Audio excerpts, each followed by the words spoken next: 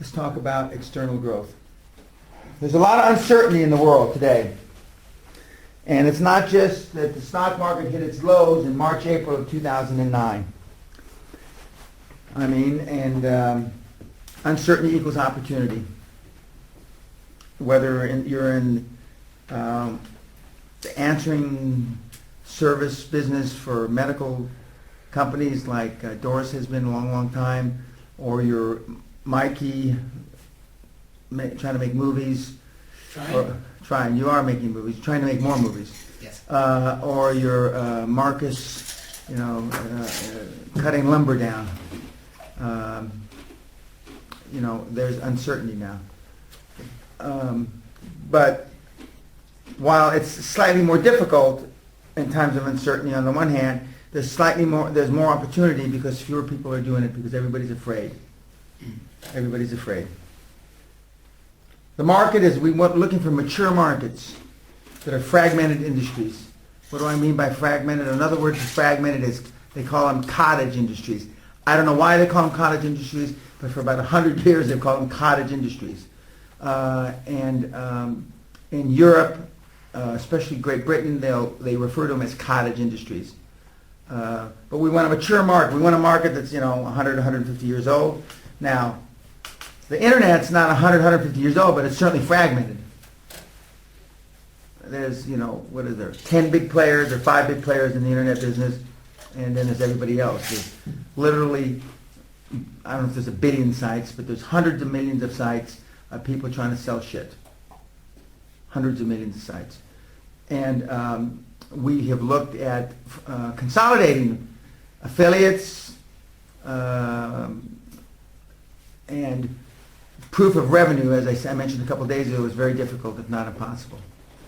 So better yet, and the way they do it is, well, if Dave's got a site that works, I'll just copy it, word for word, cut and paste, and go into business. It's that simple. So it's, hijacking of business ideas is pretty easy. And I think it's going to get worse and worse and worse, and not better and better. How to avoid making big mistakes people make when they look for finance. The biggest mistake is they don't look. And I've been in front of big, big seminars, including LeGrand's, 3,000 or 4,000 people in that big Orlando thing. And I say, how many have looked for finance, made a legitimate financial presentation the last year? 300 of the, only 300 of the 3,000 raised their hand. And then I define what a legitimate financial presentation is, and then half of them drop their hands. Going to your bank manager to see what your bank balances are is not a financial presentation. Okay, how many in the last 6 months? And I go down, and then how many in the last week? A couple people. And how many today? One guy. Today. Hey, come here, you. Please get up, Steve. A little guy,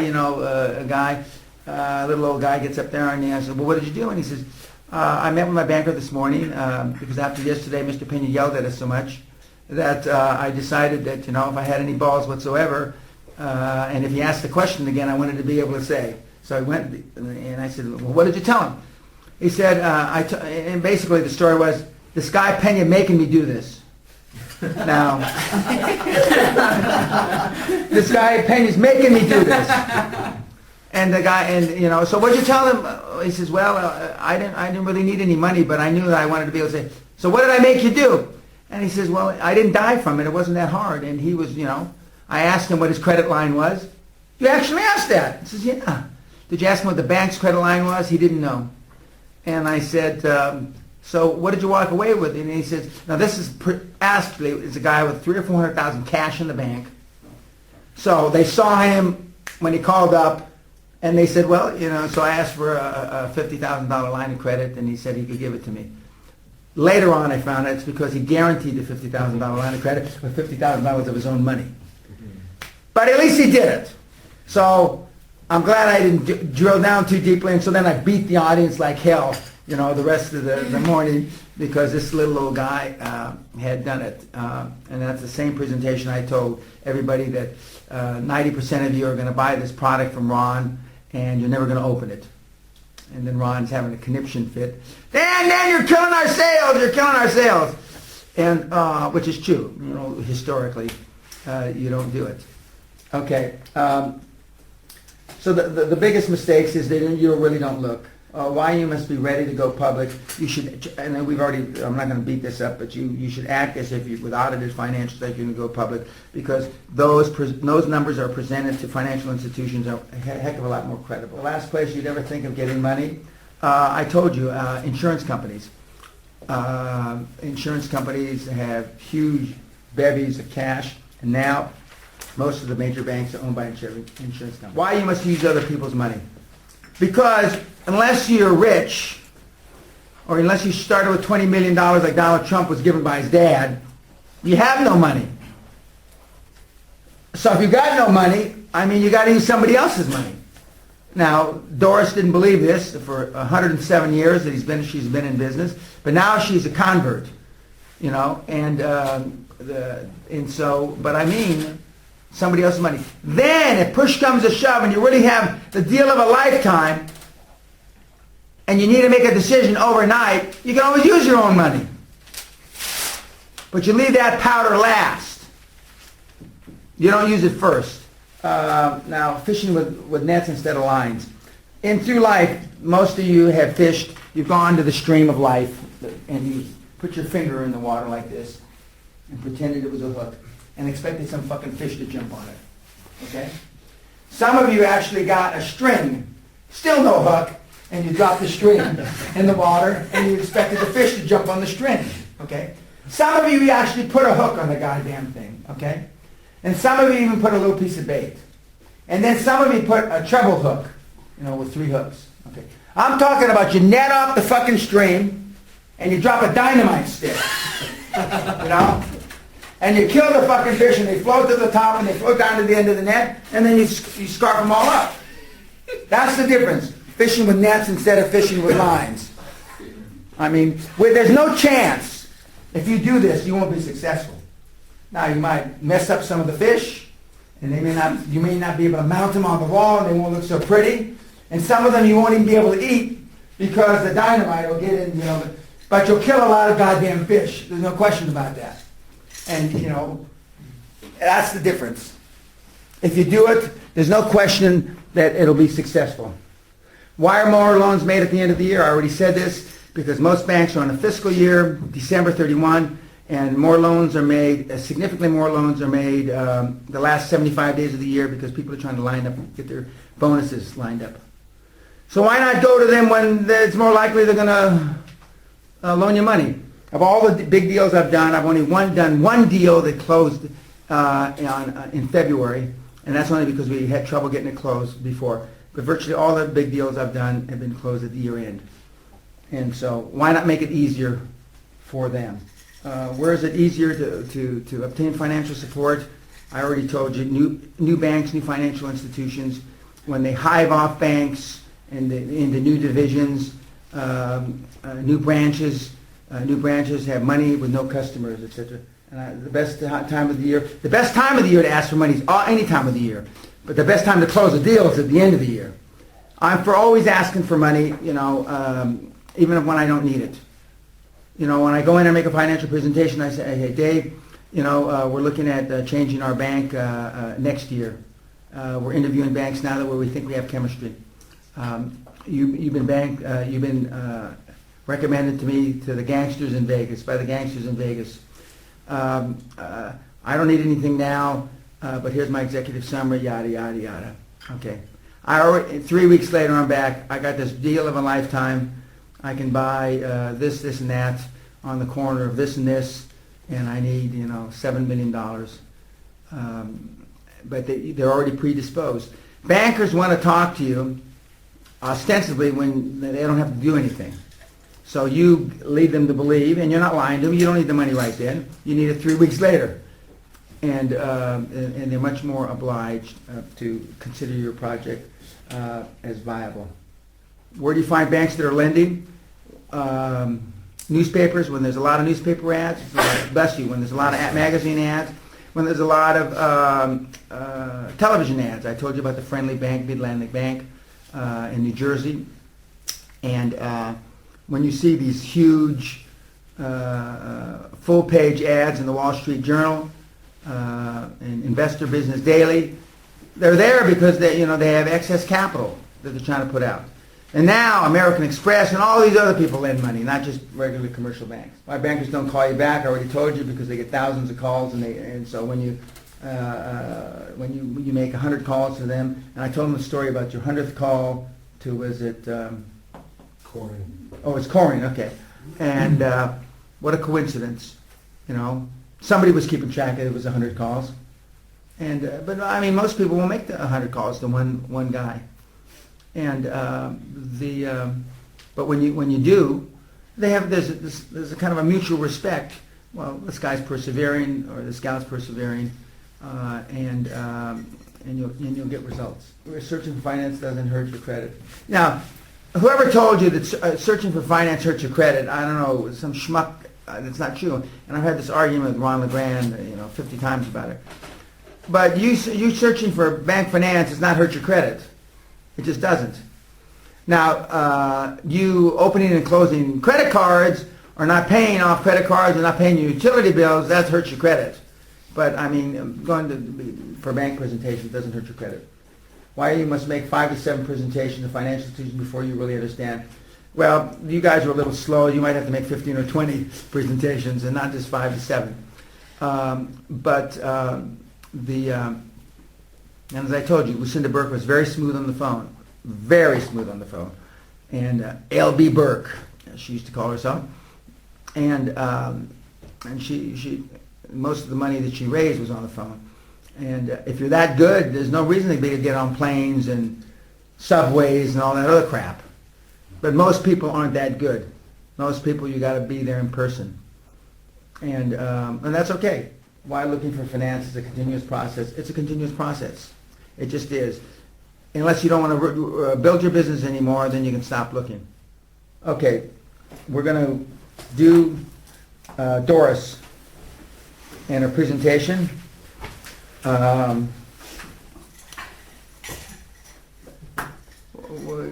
It's all right, honey. Just take it easy. Take it easy.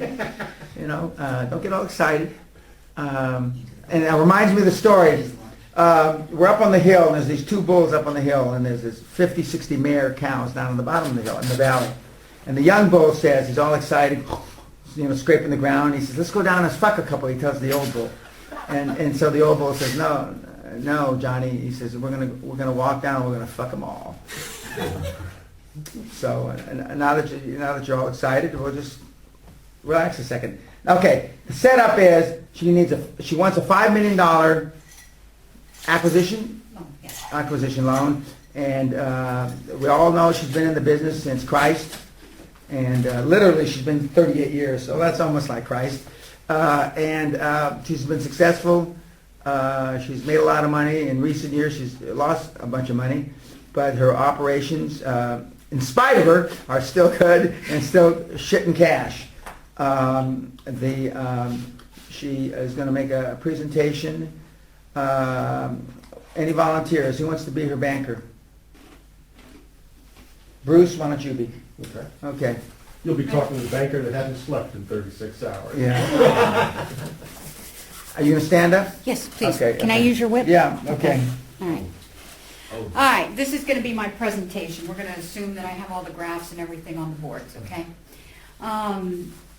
I'm sure you've seen my executive summary and you've gone through it, but I'd like to point out a few points of some very important factors in that executive summary. I have been in business for the past 38 years in the telephone answering service industry. A Courteous Communications, located in Central Florida, has also been in business for 25 years. We have acquired businesses in the past, and right now I have the opportunity to purchase an existing telephone answering service where the wife has passed away, the husband doesn't want to run it any longer, and we have a great opportunity. The company is netting annual income of $2.5 million. Now, the purchase price in our industry is 12 times monthly billings, which would be $2.5 million. I'm looking for $5 million to fund this project, of which I will be able to pay you back in a 36-month period. After we transfer the customers over, we'll start making payments to you equally along with your interest and, of course, whatever your fees are. But let me show you right now how this is going to work for us. This is our last project that we funded. As you can see here, we paid $500,000 for the organization, and we brought the customers over to our existing company. We already have the equipment in place, so and we also have our agents that are handled out of the Philippines. This is why we can make this particular deal so much better than the company that, or the way it's being ran right now, because they're paying full price with all the full-blown health insurance and everything else that you have to pay here in the U.S. for their agents there. In the Philippines, with just 20 agents, we save about $250,000 a year. So once we move over this, once we transfer all the accounts, which we're only buying the accounts, we're not purchasing equipment or a lot of assets, we will be able to cut the cost on this a whole lot. Not to mention that we'll be able to bring the customers up to paying a better amount, because right now they're not getting fax service, they're not getting all the services that they can get and that we make more money for. So we can gradually get that up as well.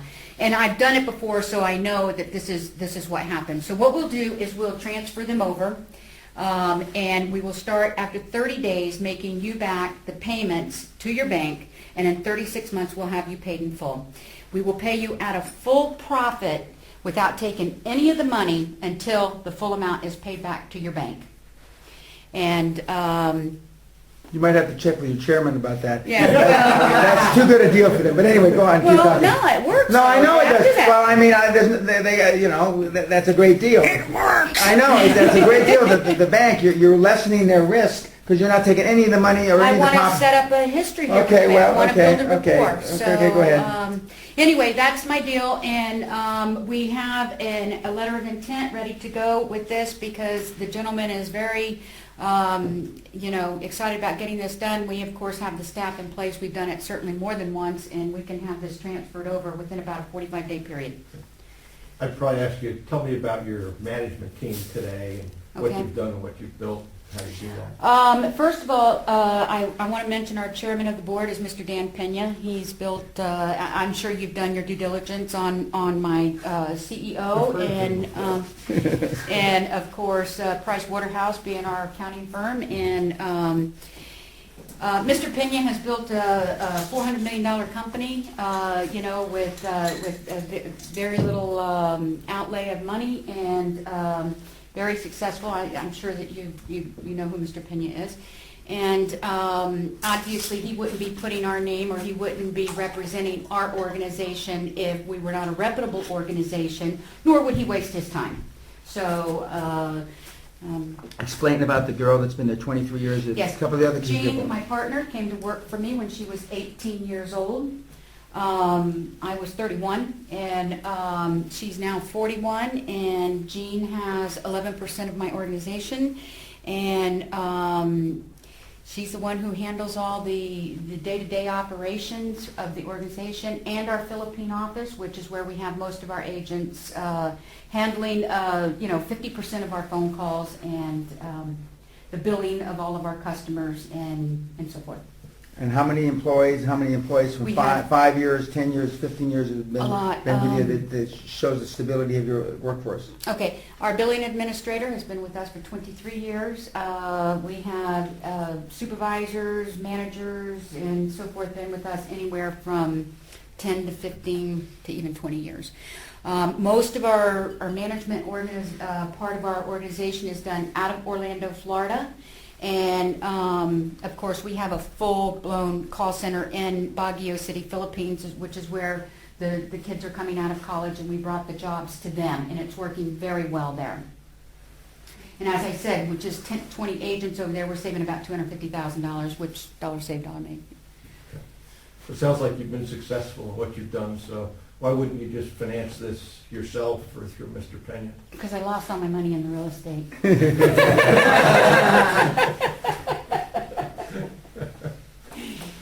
That's one answer. No, Well, and the other let me answer- ask you a question, Mr. Whipple. Are you not interested in your bank making the fees or the interest? Because I don't want to use my money, that's why I'm coming to you.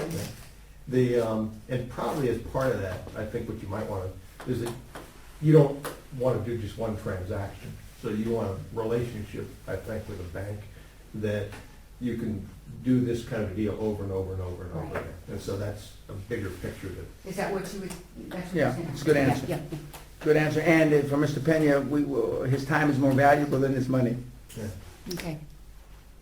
Okay? Yeah, that's Another good. question? Okay. That's good.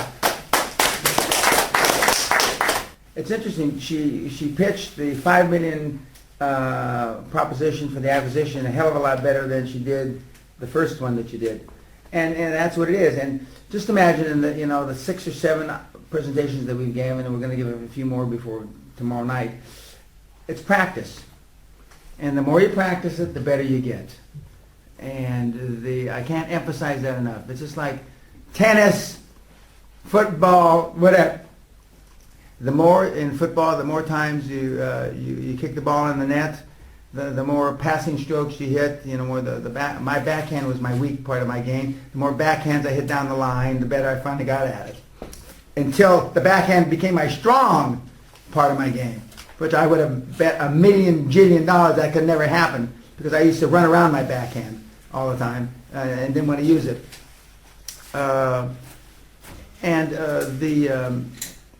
And so I would also, how many acquisitions have you made? I'd say 5 or 6. Okay. Well, I'd say, this is our 7th acquisition. It's good to know. Yeah, this is our 7th, potentially our 7th acquisition, and all the acquisitions were paid back, all were successful, no Usually problems. within 12 months. Okay. So that they're buying them at 1 times yearly revenue. And a lot of professional practices sell for 1 times yearly revenue. That's good. So none of the equipment at all is going to be purchased? Just, what's he going to do We'll with it? purchase it just for the tax portion of it, because it's usually old and antiquated equipment that we can't use anyway. Okay. Yeah. And they're located, where are these guys located? I just made it up, I don't have anybody yet. Oh, I'm okay. gonna put somebody on to finding people when I Okay, get back. I've okay. already got somebody in mind, I'm gonna put them on the phones, I'm gonna call every bureau throughout the country to find us somebody to buy, while I'm working on getting the money. Okay, and that's how it's supposed to work. That's I'm exactly. sure Dan mentioned this somewhere along the, when we looked at property tax businesses to buy, all we approached were businesses that weren't for sale. And most of the time you talk to the people and, well, we're not interested in selling. And you talk for a few minutes and, well, yeah, it wouldn't be bad to me. So Yeah. it was amazingly much more easy than we thought. Yeah. Yeah, that's true. No, actually, I'd forgotten that.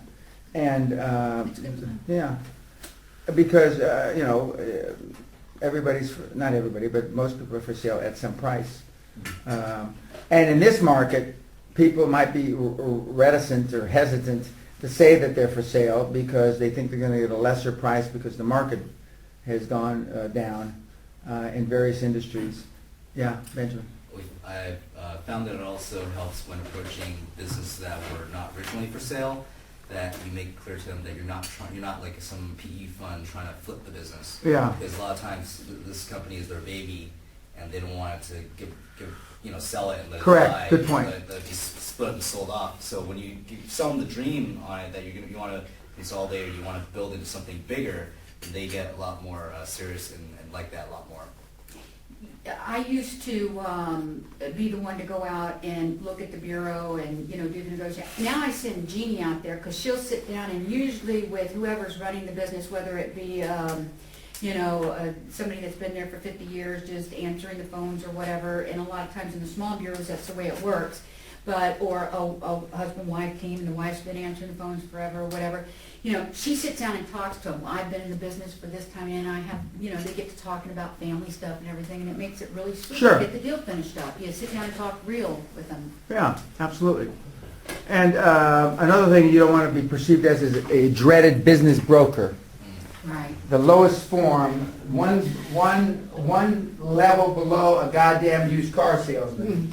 And this dreaded business broker, because you know, and the business brokers who try to get fees from both ends and do all kinds of stuff, you know.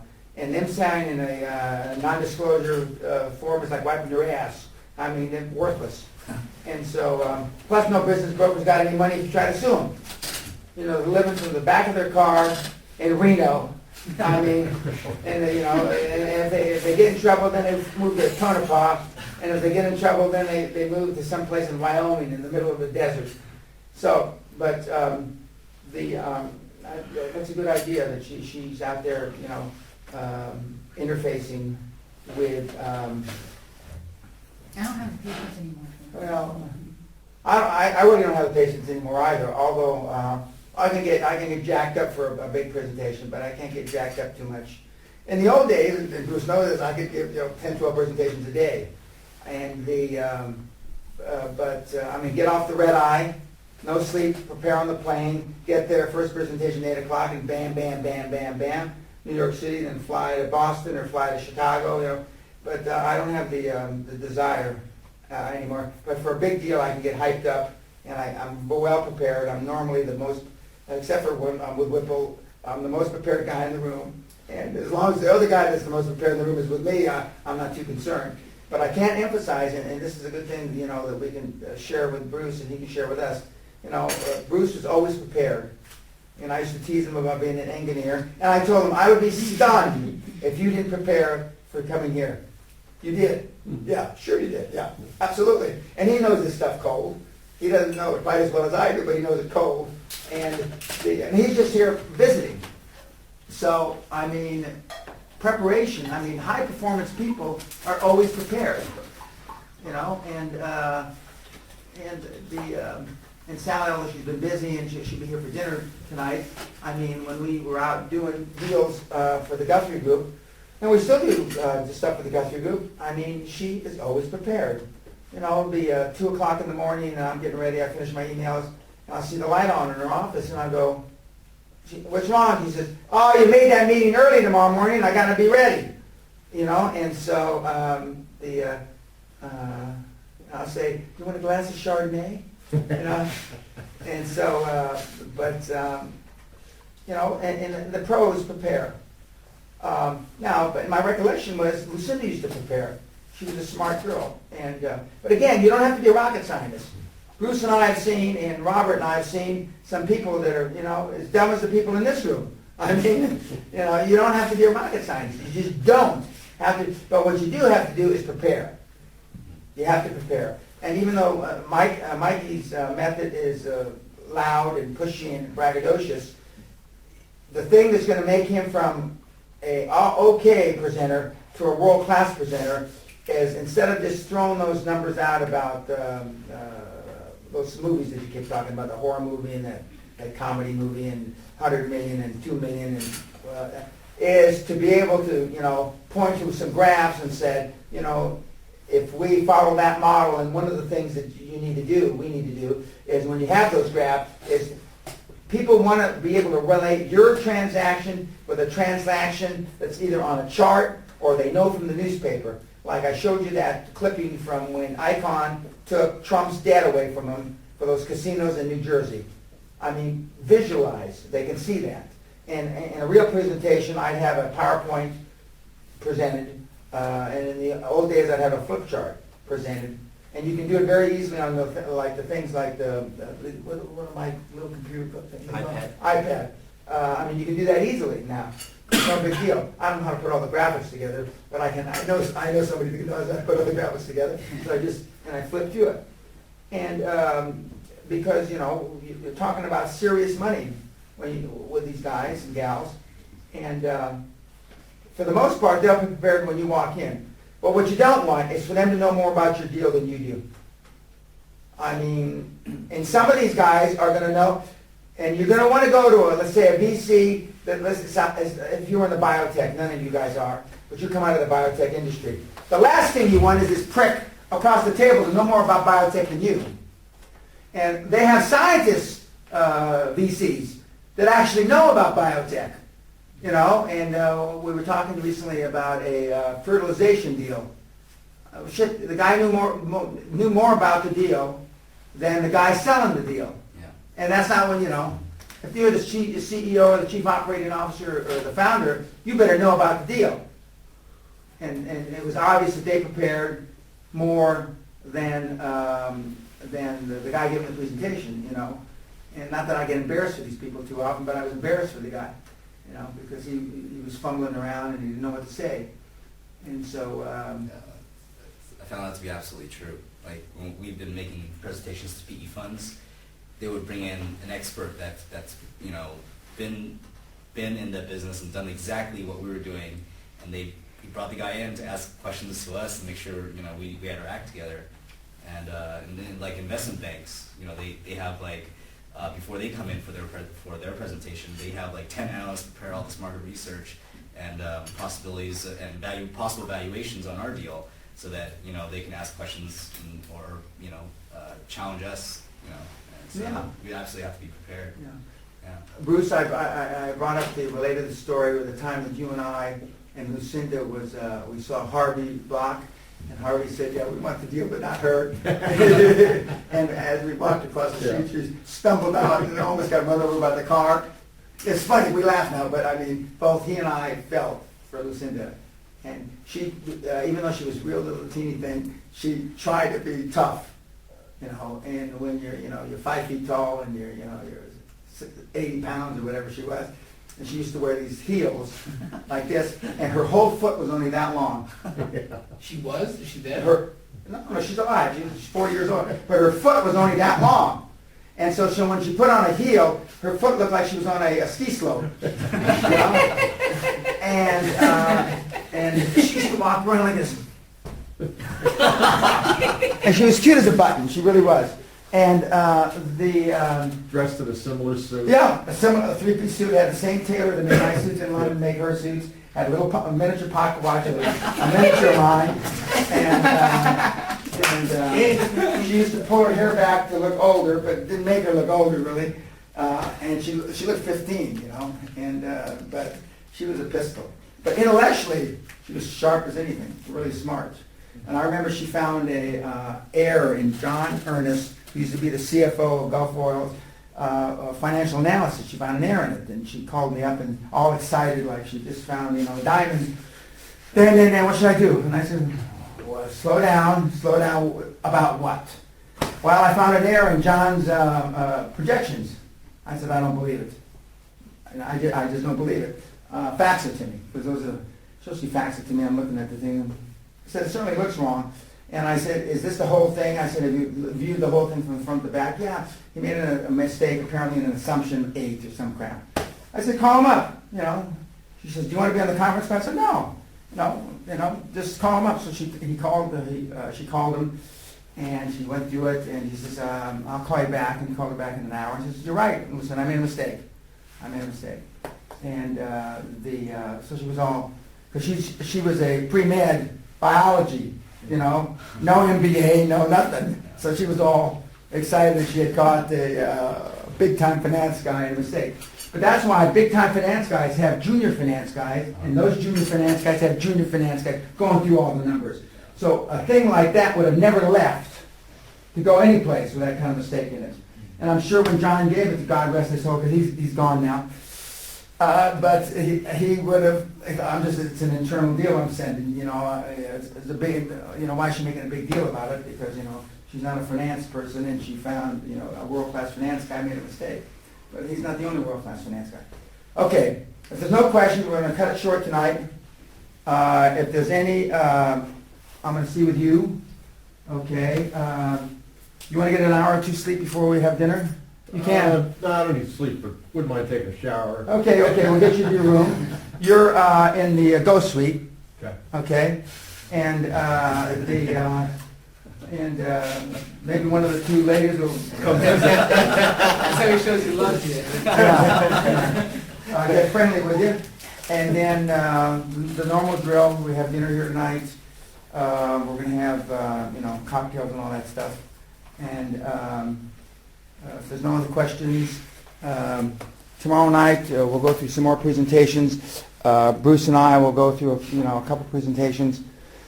And we'll get you guys tuned up so you're ready to go out there and hit the road. Okay, is anybody else other than Marcus want to see me tonight? What time is this Peña? It's 6. It's 5:30 right now. Okay, I'm going to see him now, and we're going to meet for cocktails 7:30. Afterwards or before? Or? Oh no, I mean to see me. Yeah. Okay, after him tonight. Okay, because I'll. What time? He's 5:30. Let's see, I don't know, 45 minutes, 30 minutes before. After that, and so I'll probably since he's here tonight, I'll probably have more to drink. So. Let's hope. Oh yeah, let's hope. And you can tell the story about how I saved your life. Yeah, Indeed tonight. you did. Yes, indeed I did. Okay, thanks guys. Good night. Thank you. Financial follies. Don't take financing projections too seriously. And some of you guys, I've seen your financial projections, and it's a good thing I don't take them too seriously. That's on, right, Dan? Huh? That's on, right? Yeah, it's on. Yeah. A good rule of thumb instead is to assume that entrepreneurial companies always need more than they can ever be foreseen, if only because they are growing so rapidly. Be sure to plan ahead by constructing a flexible and expandable capital base. Almost every company that I've ever been involved in was undercapitalized when it started. Almost every. I've been involved in one or two exceptions to that. And one of the reasons, the main reason that you're always undercapitalized is because hope does spring eternal and your optimism is not realistic and you think revenues are going to be higher and expenses lower. And and normally it's just the opposite. Or you expect the managers to operate at a higher level than they do. And so they don't do it on purpose to make expenses higher. And they don't do it on purpose to not create enough revenue, but that's what happens. And that's why people that are brought in need to understand that they're not brought in to retire. They're brought in to create revenue. And I told you the story, and that another company that stole my name, Quantum, this time Quantum Telemarketing, we increased revenue 506 or 8% in 6 months. And and we increased or shortened our time frame for us to exit with a public offering, because we, under the plan, we thought we were going to increase revenue in 3 years, but we increased revenue in actually a little less than 6 months. 6 months, and so everything was accelerated. That's a good problem. That accelerate. Oh, we're doing much better. So and I certainly wanted out, because I was living down in Reading, England, and you've never been to Reading, but you don't want to go to Reading. It's like being from Pico Rivera in California.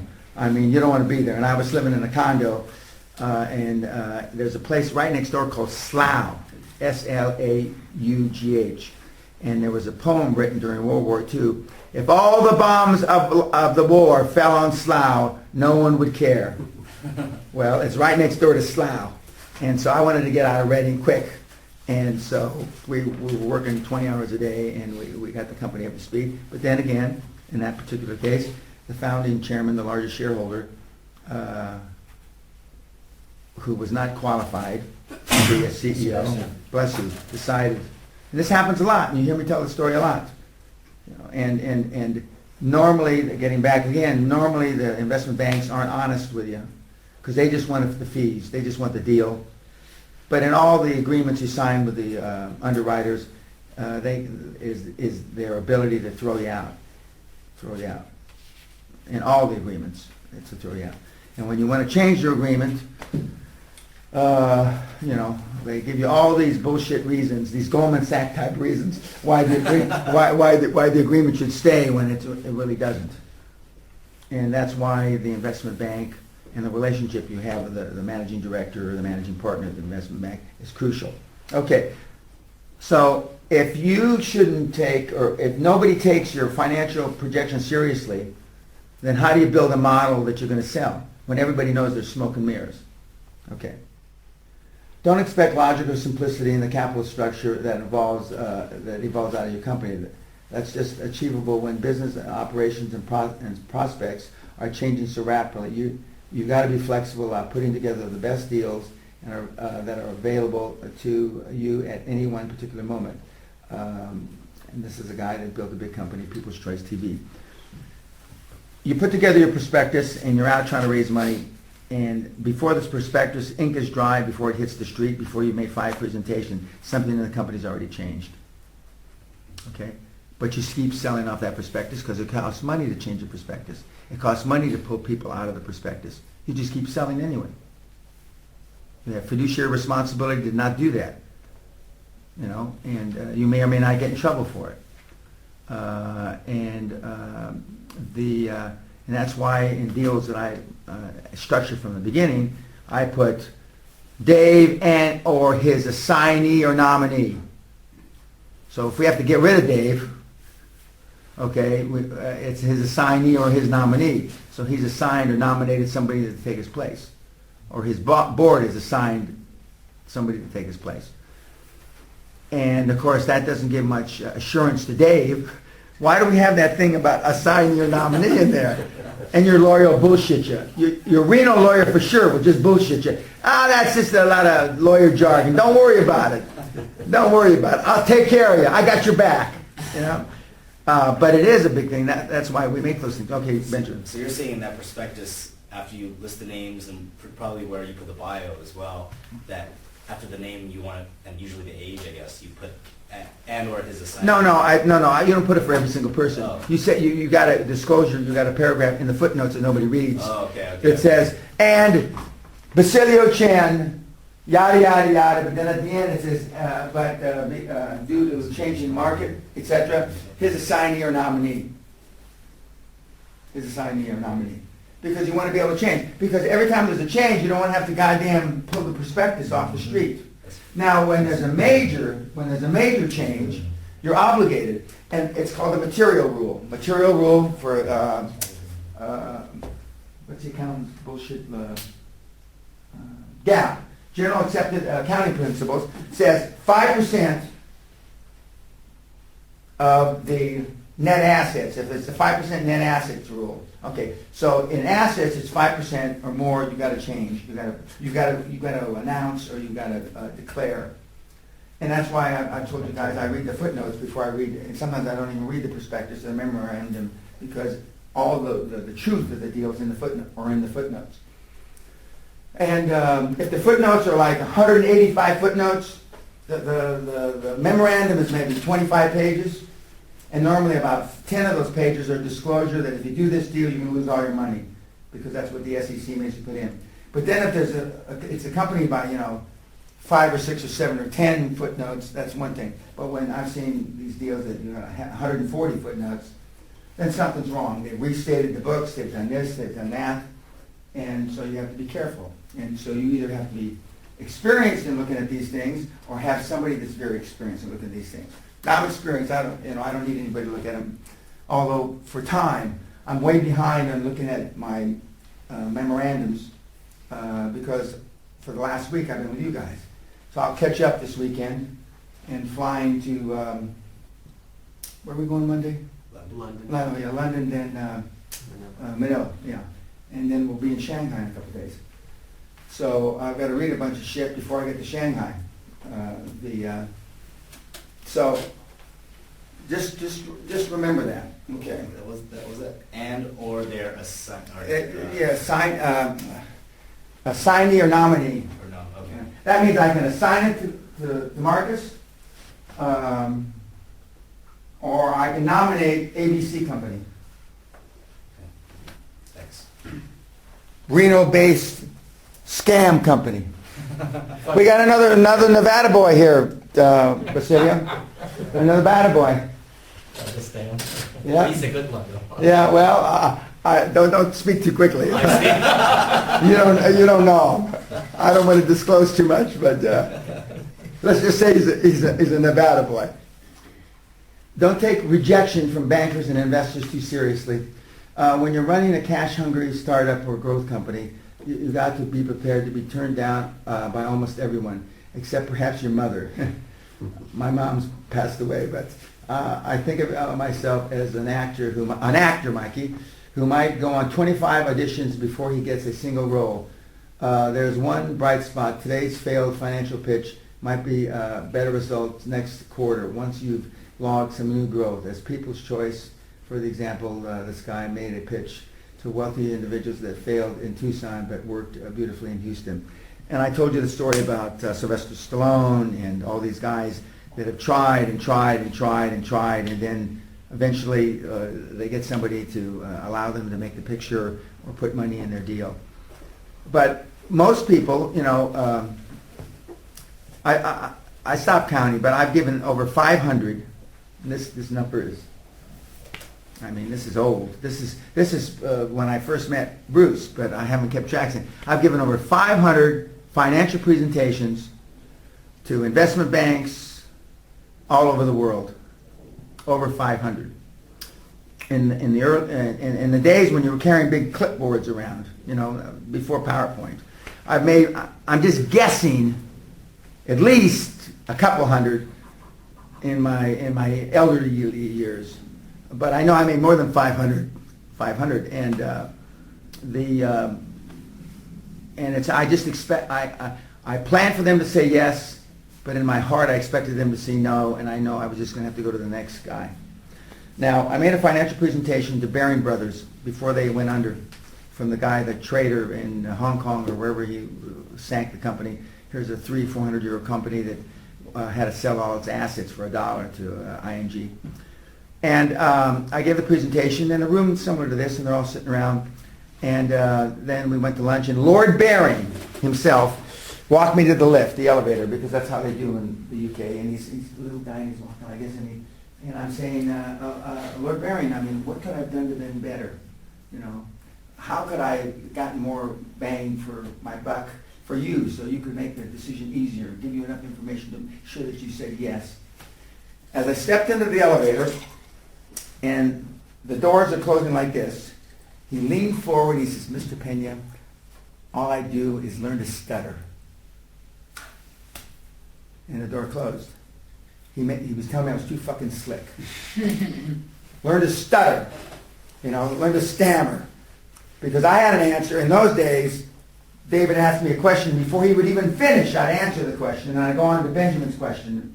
And it was, I knew my material cold, and plus I consider myself 3 times smarter than anybody I ever talked to, and so on. I was cocky, and I shouldn't have been, and I still raised money. So the next time, you always tell them it's not our intention. They always say, are you going to need more money in the foreseeable future, Dave? And Dave says, it's not our intention to raise any more money. It's our intention to build equity and value for the shareholder. Okay. That's slick. Okay? 3 months later, I'm back to Baring Brothers. 3 months later, and I'm in there, and they're all sitting around there, and Lord Baring's in there, and a guy named David Gunn, who's our chief investment officer. And David Gunn doesn't like me. Lord Baring likes me. David Gunn doesn't like me. Because I'm back in 3 months, and I'm not. And he said something to the effect, "Are you here to give us a shareholders review? Are you in a closed period? I mean, can you give us? We don't want to get inside information because then we can't trade in this stock. No, I'm not here for a review. I'm here for a presentation. You mean you need capital?" I said, "Well, let me finish the presentation." Okay, so then I open my flip charts and do all this stuff, and I go, Good morning. Thank you for taking the time to see me. And Lord Baring laughs and claps and says, "We're going to take up our rights. That means we'll invest with you." He says, "Let's just have lunch." And so we got up and we went into the dining room. But yeah, I was too slick. I was real slick. I'm smarter now, and I don't come across that slick. But in those days, I'd be having lunch with you. I'd be having a 3:30 or 4 o'clock appointment with Warburg, and I'd be having a 6 o'clock appointment with Goldman Sachs. So I mean, I had to get through this shit because I wasn't sure they were going to say yes. You know, I acted as if they were going to say yes. Another time when Kuwait was being invaded by Iraq, And I told you the share price was plummeting because we were a big they were a big shareholder of ours. And so I'm giving a presentation to Fidelity. In the middle of the presentation, one of the assistants or the butlers came into the big conference room and said, and handed a piece of paper to one of the directors of Fidelity. And he said, no, he waved him off. And so about 5-6 minutes later, the guy came back in and he handed a paper to the guy. And he said, excuse me, Mr. Pena, I hate to interrupt, but apparently someone needs to talk to you and it's urgent. And I thought, oh my God, my son, my daughter, something bad. And I said, well, what is it? And so there's a piece of paper in that says David Buchanan. David Buchanan was the chief investment officer of the Kuwaiti Investment Fund. They managed 175 billion pounds at the time. And they were shareholders of 29.9%. If they owned more than 29.9, they had to make an offer for the whole company. I thought, oh, I said, and so Kuwait must have lost the war, or something bad happened. So I picked up the phone and I said, yes, sir. He said, I just want you to know, we're going to invest, stop the offering, we'll take the entire amount. So I put down the phone, I walked back up, and I closed my chart up, didn't say anything, put it in this carrying case, and I said, the Kuwaiti investment office is taking up all the rights. I'm sorry, I can't say anymore, because then you'd be privy to inside information. And I walked out and I go, oh, thank God, as I'm going to the lift. And but I was given presentation after presentation and not knowing which one was going to say yes. And I had a pretty good close ratio. But during that period of time when the Kuwait was getting the shit kicked out of him by Saddam Hussein, this is before U.S. entered the war, he invaded on August the 6th, Derek's birthday, and we didn't enter the war until January, mid-January. So for 4 months they were just decimating Kuwait, and our stock price dropped 85%. So, but I've been rejected by a lot of people as well. Not as many as most, because I've had the ability to sell upside very well. Upside, the blue sky as it's called. You know, nobody owns the blue sky, but I sure sold it enough. And and somebody on your team will be able to do that. And but at the same time, I was giving presentations. Charlie Soliday was giving presentations, our CFO. So we were given 3 to 5 times more presentations. If everybody had said yes, we'd have 10 times more money than we needed. And that's the position that you want to be. Because the real position you want to be is, let's say you all say yes. And I know Doris is a ball buster, and I know Dave's a ball buster, and they're going to want to be on the board, yada yada. Whereas Marcus is just a one-on-one kind of guy. He trusts me. Mike is a one-on-one guy. He trusts me, and Whipple does. And I don't know about Robert, so I'd rather have the shareholders I know than the shareholders I don't know. This is after I've already built a shareholders base. In the beginning, you want any shareholder that's honest, moral, and you think he got his money legally. Where it would be a question whether Dave got his money legally or not, so you have to do a double check. But I mean, that's the position you ultimately want to be in, where you're not having to take, Goldman Sachs a ball buster, J.P. Morgan's not as big a ball buster. Bear Stearns, of course, they're out of business now. They didn't used to be a ball buster. Maybe that's why they're out of business. I don't think so. So, but that's the position you want to put yourself in, where you can pick who's in the movie, who's not in the movie, as opposed to, help me make my movie. And as you get good at it, and you will get good at it. In the beginning, you won't be so good at it, but you'll get good at it. Okay.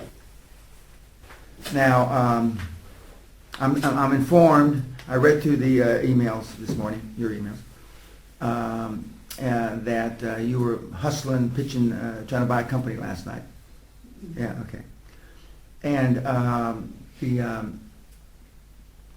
and of course she's in a position, she can do that. I mean, because it's not 100% guaranteed, but it's almost 100% guaranteed she'll be able to finance because of her track record and all the other stuff that we've talked about, and because she's not on her knees. I mean, she's got money, and it's always easier to do that. I mean, when you got money, well, the banks want to give you money when you don't need it. And so, and this will be a change in the model because the financial people that she's dealt with over all this long period of time know that she pays cash. You know, money talks, bullshit walks. You know, she just puts cash on the table. And so she's going to change her model. She's going to, and by using other people's money, she doesn't have to, you know, tie up her capital. She doesn't have to go through the hassle of paying it off, and then before she does another deal. I mean, you know, we could do 3 or 4 deals at a time this way. I won't recommend that. I only recommend 1 or 2 deals at a time until we get the model going, and so everybody knows what the fuck they're doing. You wanted to say something? I do. Dan, I also spoke with my banker last night because I was having them set up an appointment with her so that as soon as I got back, we could sit down and talk about this cross-collateralization on my building versus my 10% of what my income is. You mean in reference to your overdraft? Yes, Yeah, yes, okay, my yeah. line of credit is Line of right. credit, Yeah, line of credit. So I got her on the phone because I wanted to know what her lending capabilities were. I thought they got. What'd she say when you asked her? She said 0. What? Fuck! What? I said to her, I said, well, wait a minute, Kay. I said, listen, here's the problem. I said, you know, we can set up an appointment. She goes, I said, well, you need to put me with the people that can give me, you know, $500,000, $2 million. And she goes, Doris, she said, it's all back office. She says, you can't go to lunch with anybody, and they can't do any more. She got very offended because we've known each other for 20 years, you know, the whole 9 yards, and she's always taken care of me, and she got offended. She said, there's nobody going to do it any better for you than me. And I said, well, what does it take for you to give me the money then? She goes, I need this, this, this, and this. And I said, well, you know, that my credit's fucked because I just did, you know, all the short sales, almost $5 million worth of property I got rid of in short sales and getting rid of $2.8 million in debt that I had. And I said, you know, I did this and ruined my credit to get these damn short sales done, okay? So I said, you know that I've paid you, the bank, and everybody else on my credit report properly. She goes, but Doris, she said, that's not the problem. She said, the feds, if you're going to take up $500,000 of our money, the feds is who dictates what that money is going to cost us based on your credit, based on your revenues, etc. So I didn't understand that. I just kind of let that Okay, well, I roll can and explain that to her. Okay. But before I do that, does everybody know what a short sale is? Do you want me to explain? Okay, explain what a short sale Okay, is. short sale is, okay, let's take one of my properties, a little small house on a big piece of property on the beach. Paid $920,000 for it, put down 25% on it, cash. Dan's rolling over there. Basically did interest-only payments. I had about a 4.25% interest rate for 5 years. All that money is just gone. Not to mention all the managing of the property and everything, which was a lot. So now, the property was, we sold that property for, I think, if I remember, I sold so many of them that one was $550,000. So a short sale is basically selling the property. Now, I owed the bank $690,000. How many different loans? Just one on that one. Just one? On that one. And so there's a difference between $190,000 what's owed to the bank and what the property was worth. That's the short sale.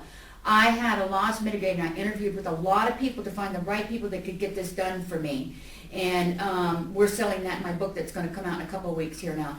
But anyway, the $190,000 was out of all the settlement. All the real estate fees are paid, and you have to have a realtor. Banks won't deal with anybody unless you have a realtor doing the short sales for you.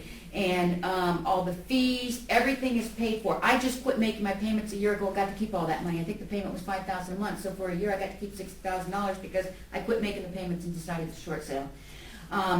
So we had negotiated right down to what was put on my credit report, and it is on my credit report. I just got one big monster that I'm dealing with my home, but it's we settled the whole thing, and it says on my credit report, settled for a lesser amount than owed, paid in full. So now my credit will repair. Unlike a foreclosure, somebody's going to buy that paper of 190 plus whatever their management fees, and they're going to be coming after that person for years to come in a foreclosure versus a short sale. It's done. So it's an alternative way of foreclosures. Okay, I already told you that I used to have the largest individual non-conforming residential real estate loan in the United States about 20 years ago for $7.7 or $7.9 million on my house in Houston. And and when we settled, I didn't have to pay for the house, but I had to pay for $100,000 in fees. And it was like a quasi short sale, except I didn't have to sell anything because the bank was afraid that I had already sued the bank, and the bank was afraid that I was going to sue to mitigate the fact that they loaned me, the premise was they loaned me the money when they knew the Kuwaiti Investment Authority was going to throw me out at the end of the war. They had already known that. So they should have loaned me actually they loaned me almost $9 million because my wife wanted this was a house that was in Architectural Digest the month I bought it as one of the premier houses in the United States. And of course my wife needed $1 million to fix it up. So it wasn't quite up to snuff. So, but they knew I was going to get tossed out. So they shouldn't have, I need a house, a $9 million house in Houston like I need AIDS if I'm not going to be running the company in Houston. Because I already had a couple $1 million penthouse that I was living in. So I went back to the bank, I said, you knew this, and so, but we did the equivalent of the same thing, and they took the house back, etc. I think I told you, because there's normally not $9 million defaults in commercial real estate, they thought that they'd only listed $900,000 on my credit report. But even with that, my credit report was still like 788, even with a $8 million loan in default. So and I don't know what my credit is now because I haven't looked at it. I don't think anybody's asked for it in a long time.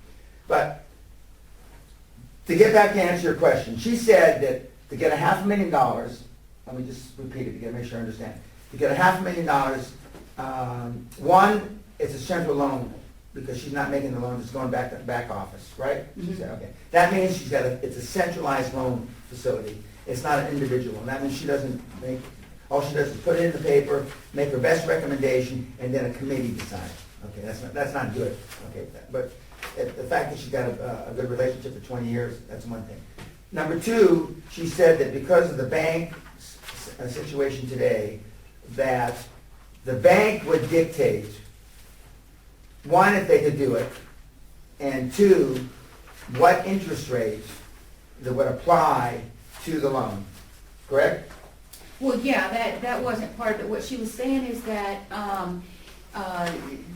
because of my credit, the Feds is the one that makes the decision based on my credit, income, and all the factors as to how much money the bank has to set aside in their reserves to fund this loan. Now, is this because of your current credit, or is she saying this is because of My all current loans? credit, because of what happened with the short sales. Okay, that's possible. I don't know. And an individual state, is this a state bank or? It's a state bank, Florida. Okay. Florida state regulations are different than Nevada regulations, or different than California regulations. So that may be a state that, remember I talked about the difference between intrastate and interstate. So that may be a state regulation. But I got a guy named Jose Alvarez in Tampa, who you know, and who's been around with me since Christ as well. And he was the CFO of IMH years ago. And I'll ask him because he knows all that stuff. But I don't think she'd lie to you. But it may be also that the bank's in trouble. See, one of the things, and I forgot, I'm glad we brought this up. Remember how I used to say, are you in lending mode? I mean, what is this? Well, I also, part of that is, are you in any legal problems with the FDIC, et cetera, et cetera. So they may have gotten sounds like their portfolio got killed in the downturn, and they may be a bank regulator, in the bank, monitoring all the loans. And if that's the case, then, which it sounds like it's the case, or there may be a state banking regulator monitoring all the loans. And that's all the more reason why you got to go talk to other banks. Is this a Well, Bank of local America bank? is or- a U.S. bank. Well, I thought you said it was a state bank. No, SunTrust is, that's why I need The other to bank. talk to Bank of America. Okay, the other I bank. split my revenues between two banks, we do payroll out of one, and so we've got business with two banks, because I wanted a U.S. bank in case of a catastrophe, whatever, and that's when I split my Yeah, well, banks. B of A is an international bank. Yeah, I think they'll be better to deal with, so that's what I'll do Yeah, next. yeah, but, and the bank's not gonna tell you that they're having regulation problems, regulatory problems. They'll never tell you that. And, but it sounds like that bank may have some Yeah. of its own regulatory problems. So is that who you were talking, Bank of America or SunTrust? No, SunTrust, which is a Florida Yeah, bank, yeah. yeah. Yeah. So I'm gonna go to Bank of America, is Yeah. kind of what I'm saying here now. And, Kind when- of. and when you start putting the heat in a professional way on these banks, they get affronted. Like Well, I'm she was saying. very offended Yeah, that yeah. I would even, And I say this, and I'm not short selling women executives, but women executives get more offended than guy executives. They just do. Yeah. You know, I've seen them cry. But I mean, men executives cry too. But I mean, the women bankers cry. You know, and one of my good friends who's not with Bank of America anymore, she was a senior VP. She was there. She ran the sixth biggest bank in the whole international system. And I remember we're having a drink one afternoon, and we were talking about crying, and she was explaining to me why bank managers can't answer phones and all this because of all the calls they get. And I said, I can't imagine you ever crying. I mean, this girl was like fucking barbarians. I mean, and then she turned her head, and then she turned back to me, and there were tears in her eyes. Says, "Oh yeah, sometimes it's good to cry, Dan." And I said, and so, my fifth husband, I used to cry a lot whenever I wanted money from him,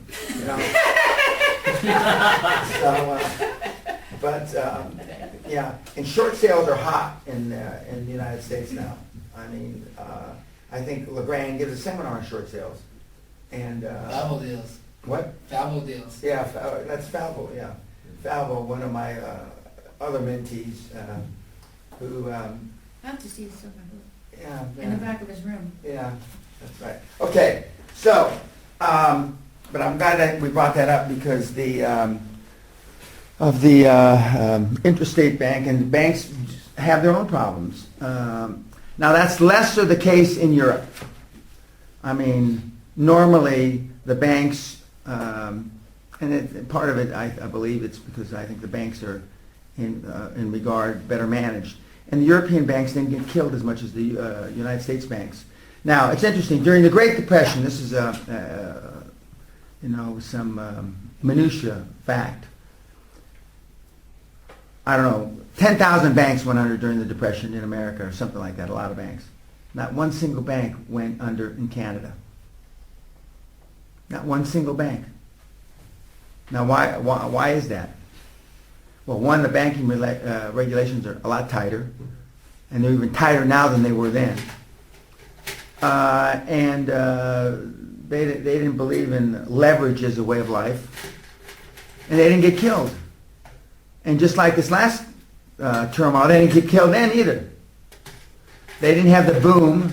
See, when you have the booming economies, you suffer the possibility of the booming busts. If you don't have the booming economies, and that's why people are worried about China, because of the booming economies, there's going to be some sort of bust. And even though the Chinese government have managed it very well, but eventually, they're worried that the Chinese are going to make a mistake, or they're going to run out of money, or et cetera, and they're not going to be able to continue to, buy their way out. But heretofore, they've done an excellent job. They've done as good a job, if not better, than anybody on the, on the planet, because nobody is managed. And when you look at the countries like Greece and Spain and this, and riding in the street, and I asked you yesterday, the day before, do you think in the U.S. that they'd ride in the streets if they say everybody, the retirement age is going from 65 to 67? It's not that I don't care. I really don't care because I'm not there. I care because my kids are there. But I don't know what they're going to do. If they riot in the streets in the Philippines, they just shoot them down like dogs. So I mean, that's why I have 10 bodyguards. I mean, so I'm not too concerned about that. we're going to do one more role play. Any more questions about that or anything else about valuation or anything? Okay, we're going to do another role play. Does anybody else want to hone their skills on what we've done before, either on pitching a deal? One of the deals that was pitched was to Goldman Sachs, a fund. And pitching a fund isn't like pitching a bank. Okay, it's a financial institution, and Goldman Sachs certainly has sophisticated people on the fund side, but most of you will go back and pitch an individual bank, either an intra or interstate bank. Some of you will go back and pitch angels. Mikey's probably going to pitch angels to fund his next deal. How did the movie end? I went to sleep. How does the movie end? You have to watch it to find out. It's your movie. Okay, it's my movie. Okay, well, and send me a copy and I'll watch at the end It's of it. there for you. It's yours. Okay. But most people are going to deal with individual financial institutions. Now, Robert, who was one of the big customers, first big hitters on Google, had a relationship with one of the big banks in the world. And but like anything else, you're only as good as what have you done for me today? And the tens of millions or hundreds of millions of dollars that went through all these accounts, and when the downturn came, they turned on everybody, even customers that had big cash balances, and that put just an inordinate amount of money through the bank. So don't you ever feel for a moment, and Doris is a good example, 20 years, a great track record with a bank, but she will be treated no different than Benjamin, who just walked in and fell off the turnip truck, especially if the bank is in trouble, regulatory trouble themselves. And it'd be a good idea when you meet with her to ask her what kind of regulatory problems they have, so you can get her to open up, and you can just learn by an experience. So who wants to Can I volunteer? To do which Mr. part? Whipple to get some money from the Mr. Banker here. okay, so you want Last night, Bruce, Mr. Whipple was very nice enough to stay up with me till around 2 a.m. and talking. Some of the things that Jesus he Christ, said. you must be full up to your eyeballs. And then some. And then some, sure, and then some. Well, I guess Okay, so what do you want to hear? I want to hear how he was speaking last night. We were speaking, and you said a couple of things, and it was just so, like you said. Smooth. I was like, He you doesn't gotta have- say it again tomorrow. And he goes, remind me. So I'm reminding you. Yeah. See, when you've done it enough times, like Bruce and I have, you don't have to think about it. I mean, it just, and in when you think back upon, well, he was smooth when I met him. So, I mean, he was pretty smooth, not pretty, he was very smooth when I met him, because he had been dealing with IBMs and those kind of companies for a long time. And he was well trained, in spite of the fact that he's an engineer, which Facilio knows what I think of engineers, but anyway. But when you've done it for years and years and years and years, I mean, like I said, I could give the seminar in a coma. I mean, I don't even have to think about it. And my challenge is, and I was talking to Sally last night, after you guys leave, because I have, 4,000 or 5,000 stories, story 800 would have been better than story 228, and I think about that, and so, and probably nobody more so than Robert and Sally in recent years have heard all the stories, but every once in a while I come up with a story that I forgot, and I say, my kids don't want to hear any of my stories. It's when I'm talking to them, and perhaps, Basilio, you have the same challenge with your boys, it's like their brains turn blank, like that white sheet. And I can just tell I'm talking to them, and they know to nod, and they blink every once in a while to make sure that they're still alive. But I mean, I don't believe, maybe 2% is getting into their brain. And in my daughter's case, 0% is getting into her brain. And it used to really piss me off and frustrate me, but now it just frustrates me. It doesn't piss me off anymore. But, Haven't gotten to that level yet. no, but, and Kelly says, he says, Daddy, don't you ever get tired of telling me these things and knowing that I'm not gonna do them and I'm not interested and I'm not listening really? No, Kel, I'm gonna keep telling you till I die. And then, you know, I said, you're gonna appreciate what I say when I'm dead. You know, when you give one of my eulogies, you'll appreciate when I'm dead. And if it takes that long to get you to understand, that's fine with me. You know, and I'll go to heaven or hell, wherever I'm going, and I'll know that at least I finally got through to you in my grave. So, okay, so you want Bruce to pitch as an investor wanting money, right? Wanting money, To who? Mr. Banker. Okay, to Angel Basilio. investor. Okay, As an angel investor, okay? okay, that's fine. And maybe before we do that, you know, I've been working with Derek, Dan's son, and he's just started to make a bunch of presentations. And it was, I think one of the things that came out of that the best was, I said to him, you know, what you really have to do is you've got to change your mind from, I'm going to sell these guys and they, somehow I need to get their money, to I'm going to interview those guys Mhm. and why should they be part of my deal. And it's interesting to watch this whole process with him because he said he was nervous in the beginning. And then he said, wow, when I really did start to think that way, the whole dynamic of that changed. You know. I told him the same thing, but he didn't listen to me.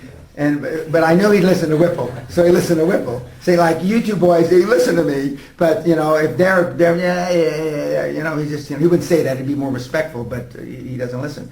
But I mean, when you change it to you're the interviewer, and they're competing in a professional way for your business because you know that you can just go down the road and do it with somebody else.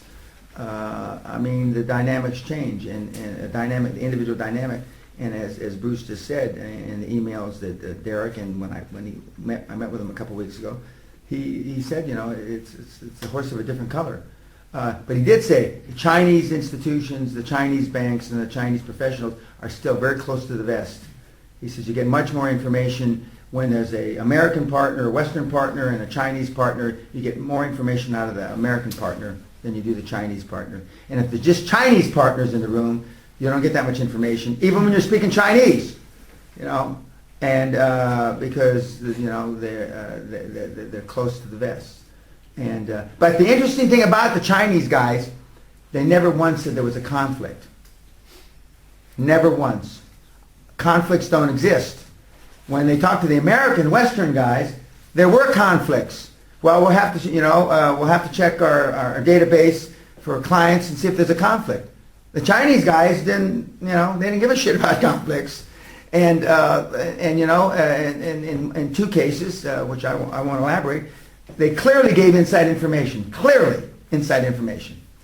One in a public company, one in a private company that was about to buy another company. Clearly.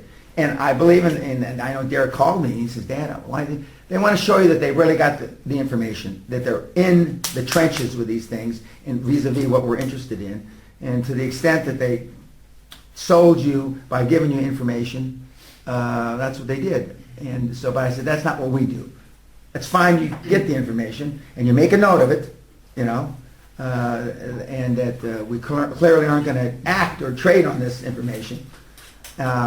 And don't pretend like they didn't give you the information, because then ever comes out, you know, did you hear that, Dave, or didn't you hear? And Dave says no, and there's 5 people in the room that say Dave said yes, but you go back to your email, memorandum for record, I heard it, I was shocked, I didn't comment, and I certainly wouldn't act on it, and I certainly wouldn't do anything with it.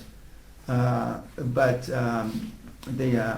that was the Chinese firm's way of wanting to sell to make sure that you knew that we were there. But yeah, it's interesting to hear the comments back from Derek after he's talked to Bruce, and then Bruce and I compare notes. It's And I think the other thing is, you know, whether it's a role play or whatever it is, I mean, some of the stuff we've talked about is that you want to do as much research on who it is you're pitching. I mean, I don't even remember who this was, but whoever was pitching this deal spent something like $50,000 for their presentation. They didn't know what the investment fund was interested in as far as a rate of return. And they put their presentation out, the guy opened it, looked at the rate of return, it was like, I don't know, 35%, where they wouldn't touch anything under 40, and he just closed it and said, you know, we don't need to see anything. You're in the wrong room. This is not my deal. When you spoke to Mr. Peña's son, did you give him a specific objective to keep in mind if you were to lose focus or get off track Yeah, a I mean, little bit? some of the things we talked about last night was, you know, why do you know, if you're asked the question, you know, why do you want money from me? To turn that around, you know, maybe I don't want your money. You know, we're working with 6 other people, and this process is to understand, you know, what it is that you're gonna bring to the table other than capital, where it is we're gonna grow together, not a single deal. So yeah, it was, you know, all those things were real helpful. I think the other thing is that, you know, the one that comes to mind most is when we were pitching this coin-op deal, is that, it was a good deal, and, you know, you go through a presentation, you tell people what a coin-operated laundry is and how the cash flow is. But then, most of the time, everybody's got a great idea. You know, what separates that great idea is the management team, the ability to execute it, that they've done it before. In this case, we had guys that had, you know, in New York, built it, done it, knew how to run these things. So it's, you know, it's not an idea and it's not a piece of paper. These are people who have done it. Now, have I ever did anything with a coin-op? No, never did. But you gain, just like Dan's talked about, I'm sure this week, the whole process of building a dream team. These people have done it, and then their success is your success. Just a segue off of what Bruce said a minute ago about not doing their homework and not knowing the guys wanted 40% IRR, and your deal only had 35%. Back about 15 years ago, Coca-Cola, this is just when Guthrie, or whatever his name is, built Coca-Cola up from a small company to a very large company, and his own stock in Coca-Cola was almost $1 billion, and he was a Cuban guy, came over on a boat, and great story. So, but he said that one of the things in the last few years that when he was CEO there, they had the same PR firm for a long, long, long time. And they said, you know, and as I said, you know, you interview your accountants every 3 years, new lawyers, and so he said we're going to take in proposals from a new PR firm. So it got down to the finals, and there was really only one firm. They didn't tell the firm there was only one firm, but they were going to come in and make a presentation to the board. So they had the presentation books on. There was about 18 or 20 members of the Coca-Cola board at that time in Atlanta, and so they put the 18 or 20 pamphlets, leather bound, gold sealed. I mean, really nice. And everybody files into the room, and the chairman, Guthrie, or whatever his name was the last guy, the chairman CEO, to come into the room. And he goes around, shakes everybody's hand, and, you know, hi, and the PR guys are sitting at a separate little table over. Hi, my name's Joey Guthrie. I've been with Coca-Cola 800 years. Yada, yada, I swam across from Cuba, on my dad's back, yada, yada. And he gets over to the head of the table, and he sits down, and he looks around, and he says, everybody can please sit down. And he looks down at the table, and looks at the presentation book, and he said, who's responsible for this book? And everybody around the table, nobody says anything. And he said, the meeting's over. And he turns around and walks out. The book, in Coca-Cola's colors, I think are gold, red, and white. Pepsi-Cola's colors are silver, red, and white. It was silver, red, and white, not gold. And the meeting was over. We won't be changing our PR firm. And none of the doofuses, none of the guys, the grunts, you know, the fetchits like in the movie, young guys, nobody noticed. And they had been doing this like for 2 years. And it got to the end, that's it. And then he went around and some people got fired over it. And I mean, some people, you know, no bonuses. You thought you were going to be senior VP next year? You're lucky you're going to stay as a VP. Just stay out of my sight until I retire.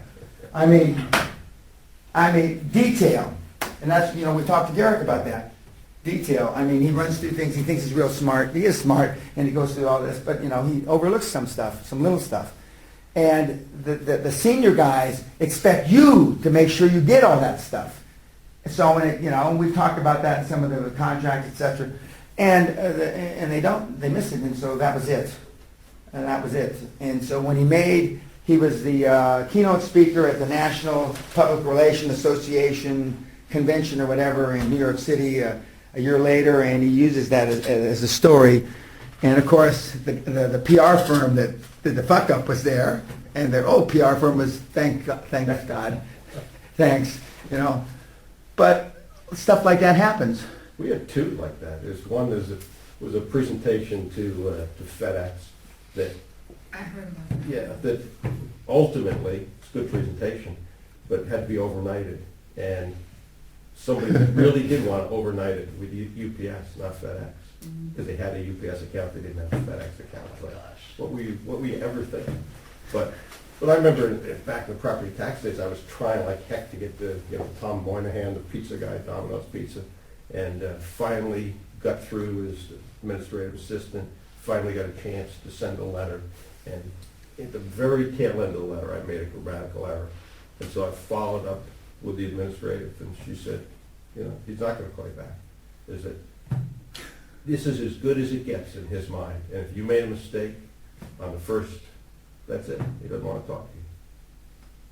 And I was pretty careful, but Yeah, he's more careful than I am. yeah, And but it was it. It was like, that was a go, no go. you know, and the big hitters, I mean, and that's why, you know, and I've commented, most young kids can't write. I won't say they're illiterate, but they can't write. And even from the Harvard or Columbia, I mean, they can't write. I mean, somehow, somewhere, the ability to write a cogent, succinct thought has escaped the privileged young kids. And again, and for those of you that, you know, English is not your first language, I mean, and it's even harder to write. And but they don't give a shit. I mean, they look at it, you know, well, then they should have had the lawyer write it, or they should have had somebody else write it. And now I can't speak for, you know, Zuckerfucker and those and the kids, which he can't write. I've read some of the shit he writes, and he can't fucking write either. But you expect some line of maturity in what they write. And that's why the smart guys that are from a different language, they write in a fucking different language, and they tell you to get it fucking translated.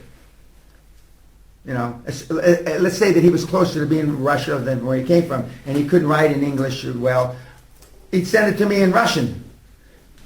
And that way there's no misunderstanding, and that's why when the president of Russia sends something to fucking Obama, it's in Russian. It's not in English, and vice versa. And even though George Bush II could speak Spanish and read and write Spanish, when he was sending stuff to Fox, the president of Mexico, it was in English. Because, and there's a lot of miscommunication, and even though I have two Chinese assistants, and one is an ex-Chinese translator, I mean, she still sends her stuff off to her old professor, just like Amy used to, and to get things back to make sure that we're not sending the wrong message. Yes, Pacific. I want to add to that because I think that aside from the translation in it, especially in China, which we're dealing with a lot, even when you can read and understand the translation, there's a cultural aspect of it that is, especially if anybody's doing business in China, it's even deeper than anybody can imagine. Even me, who is traditionally raised as a traditional Chinese at home, but practicing professionally outside of China, going back into China and seeing that is really very, very daunting. So any translation that we receive and that you read it, for one thing, here these days, the way that the mainland Chinese writes it, it sounds like a communist attaché au wear for the better of human society, and this is a business plan, right? And then you go to Taiwan, and Taiwan has the other style in it, and when you combine both of them together, actually doesn't make sense to you. So when you're either taking their material and putting it into yours, or you're writing your material and putting it into there, it's actually very, so there's a cultural portion of it. Even if you could write it in it, you better give it to a local person here who will take your thoughts and say, well, no, this is an absolute wrong presentation. It may revamp the entire structure of the presentation based on their cultural context. I just wanted to share that. No, and that's true, and that's true whether, when I was dealing in the Middle East and in Yemen, especially, and Kuwait, although Kuwait, all the guys are Western, not all, but almost all are Western educated.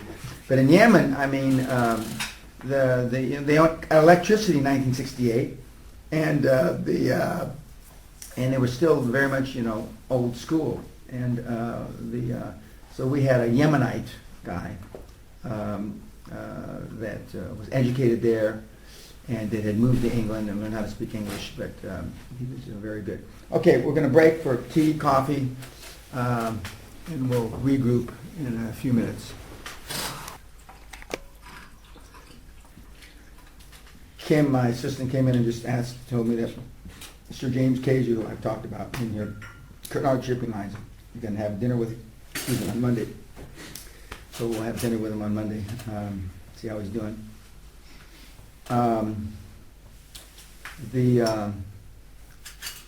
Let's see, somebody said something during the break I wanted to comment on. I can't recall. I was, that magazine in front of you, Bruce, Man Up, and it basically says that it tracks men from 1776, Washington, and Whipple, and those guys that signed the Declaration of Independence, to today, and Brad Pitt carrying his kids on his hip and going grocery shopping, and he says, what's happened to the men of the world? And that's why it says Man Up. Okay, we're going to have Bruce present to Basilio, an angel investor. It can do any deal that you... Well, it's been a long time, I'll go back to the coin op world, I guess. Dan, are we recording? Yeah, we're recording, yeah. Coin operated, just some general knowledge about coin operated since I was part of the deal. The one guy owns most of between the northeastern United States from up there, Maine-ish, all the way down the eastern seaboard to the Carolinas, as I recall. It's a cash generative business because the coins, and the real lucrative places collect the coins once or twice a day, and the less lucrative ones collected, maybe once or twice a week. And that it's tough to ascertain what the real worth of them are, because you don't know how much of the coins they put in their pocket as opposed to how much of the coins they pay taxes on. And invariably they pay less taxes because they're not counting all the money. And we thought it was a great business.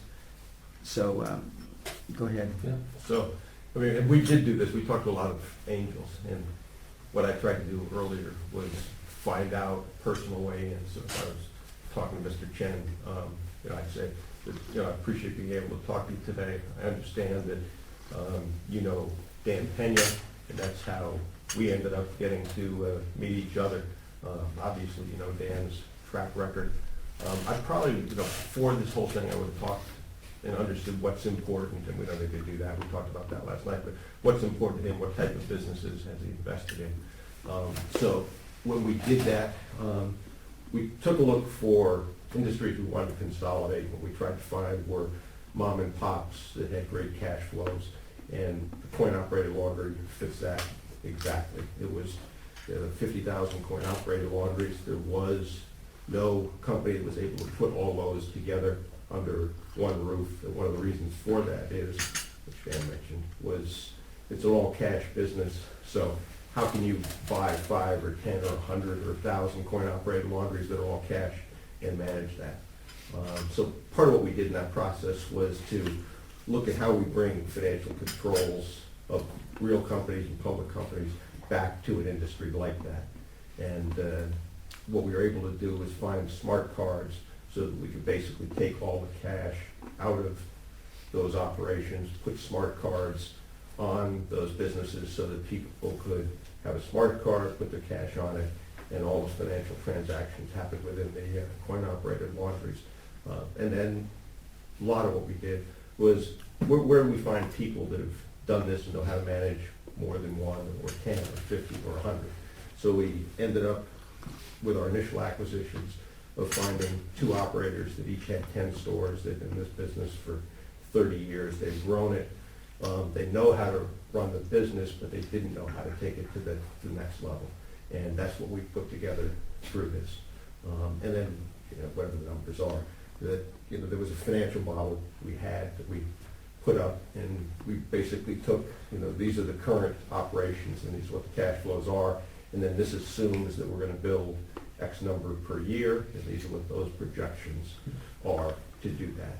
And at the end of that, we'll have cash flow of Y, and we'll be able to do an IPO and leverage that. So initially, what we need is the equity, which will couple with the debt, to be able to go buy the properties, buy the equipment, and then build these out as we go forward. And the other part of it that we talked about a lot about is that, as we said kind of earlier here, is that everybody's got great ideas, but it's a management team that executes it. And what we also wanted to do was build a team that had a long track record of success that could shortcut an awful lot of the problems that we've seen along the way. So that, that basically was kind of the pitch that was done. As many times as you could engage that audience, what's important to you when you make a presentation or listen to a presentation? What is it that you look for in businesses? And have that one-on-one back to the people that have done it. So, we talked a lot about this last night, but that basically was the initial pitch that was used, so. Okay, we're in the role model place, so we've heard a lot about Mr. Peña. You come very recommended on that basis, and I'm not sure whether Mr. Peña have mentioned our particular investment methodology in here and style. We definitely different than many others that don't invest or don't understand the roll-up. We're very interested in the roll-up, and obviously a 50,000 number in here and the fragmented numbers, that's what you're describing in here, sounds like a good setup in there. Have you started, where are you in the process of the investment right now? Have you have other investors invest with you? We do. What we initially did was, first we wanted to build a board of directors, which we've gone through. Then we wanted to find the operators that had initial acquisitions. So we've have 2 of those acquisitions. The operators that are in those acquisitions are going to stay on. As part of that, obviously, we've got the equity of those businesses. So yes, we've got the basis to build from, and are now looking to scale that up to larger numbers. Mm-hmm. So obviously I have a couple of other meetings set up in here, so maybe in 5-10 minutes, could you give me the essence of how much are you looking for, and Well, initially, what we would look to do would be to raise a fund of $5 million. That would let us be able to not only do the initial acquisitions, but to be able to fund the first 100 stores based on the cash flow that will come from those. But this is a model that's very easily scalable, and certainly with 50,000 businesses out there, we're able to grow it as fast as we can, but at the same time, be able to manage that growth so that we protect the initial investment as well as an ongoing business, which is successful enough that it warrants additional investment. Mm-hmm. And who is in your board? Who is in your team at the moment? You met Mr. Peña. Mm-hmm. We also assembled, and this was real at the time. Walt Burdick, who was a senior VP of Human Resources, worked for 6 of the 7 chairmen, and At IBM. yeah, IBM. Hugh Carey was a former governor of New York State. And I think, as you look at board members like that, they're people that have already been successful. They're people who integrity was, and their reputation maybe more so, was very, very important to them. And hopefully that gives you some comfort that these people wouldn't be involved in this business if they didn't believe it was going to be successful and run correctly. So, would my deal, my exit in here will be at the IPO? Either IPO or sale. Insurance companies look for cash flow. This has got a great cash flow tag to it. So there's multiple ways that it could be exited here. Okay, and let's say for $5 million, how much are you thinking about giving from your companies? And would this be equity, I presume, or? Yes, equity? it would be Mhm. equity. And that'll obviously depend upon the structure that's reached here. But you're putting in the capital. Obviously, there's people involved in here who put in the sweat equity. But you put your capital at risk and you ought to get a fair return for that. How long would it be before I could cash out? Probably 3 to 5 years. 3 to 5 years. Could happen sooner, could take longer. but- Right, and you have the paperwork, your projections, the plan, Yes. proposal, a PPM or something like that? Yeah, yeah. And what kind of a return do you think that I could expect from my investment I think you could see at least 45%, in 5 years? yeah, Per year. per year. Oh, per year? Right. Okay, that's nice, I think that those numbers are pretty much within our. So from the Coin Laundry, have you actually selected the particular, do you have a couple of acquisitions? What does your pipeline look like? We do. We have two that we both have under letter of intent. We're ready to execute those. We can certainly set up an opportunity for you to meet those individuals. I think you want to do that, to understand what the management team is like. Be happy to do that. And then after that, did you then continue with your pipeline? Who's securing that pipeline for you? Well, all of the people who are involved in this on the operating level have been in this business for more than 20 years. We know who the operators are. They have regional collection of coin-operated laundries. There is an association of these people, the Coin-Op Laundry Association. So we're able, through that membership, to know who are the people we want to contact, and we have that list available. And so is that their main source of the pipeline for acquisitions? Yes, it is. Mhm. Yes. And everybody in the team has signed up already, I presume they're already in your deal They are. with you. And how are they incentivated? Well, they're incentivized in a couple of ways. They have an initial equity, which is a small piece, but that small piece is not worth much unless we grow a large company. So all of the people that are involved in this have an interest in growing it so that their percentages are obviously large. And I think the other thing here is that an awful lot of these people have already had success. So the process here is to take what they've done, take it in a bigger scale, and then obviously to exit. And that's one of the things you see in these businesses, that they may have built businesses, but they're cash businesses. So they have issues with what their income tax returns are, and how they exit the business.